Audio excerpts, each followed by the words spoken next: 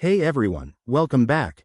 If you're diving into the world of crypto in 2025, you know how important it is to move your assets securely. Today, we're tackling a straightforward guide on how to send USDC from your Trezor hardware wallet to Coinbase. This process is simple, but always remember, we're dealing with real money, so let's do this step by step to keep everything safe and smooth. First things first, make sure you have your Trezor device set up and connected to your computer. If you haven't already, download the latest Trezor Suite software. It's free and ensures you're using the most secure version for 2025. Once you're in, navigate to your wallet dashboard and select the USDC asset. Trezor supports a bunch of cryptocurrencies, so finding USDC should be a breeze. Next, hop over to your Coinbase account.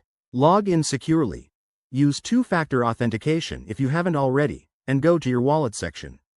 Here, you'll need to copy the USDC wallet address. Double-check this address because one wrong character could send your funds into the void. Pro tip: always verify the address by pasting it back into a note and cross-referencing it. Now, back to Trezor Suite. In the USDC section, look for the Send button. Paste the Coinbase wallet address into the recipient field, then enter the amount of USDC you want to transfer. Don't forget to check the network fees. In 2025, these might be lower due to improved blockchain tech, but it's still good to review. Once everything looks good, hit Confirm on your Trezor device itself. That extra hardware step is what makes Trezor so secure. After you approve the transaction, sit tight.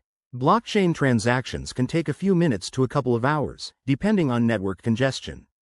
Head back to Coinbase and refresh your account to see when the USDC arrives. If it doesn't show up right away, don't panic.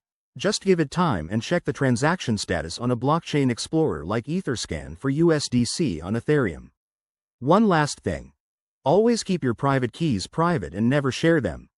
This method is super secure when done right, but crypto isn't without risks. If you're new to this, consider practicing with a small amount first. Thanks for watching, and if this helped, hit that like button and subscribe for more crypto tips. Let's keep building that digital future together. See you next time.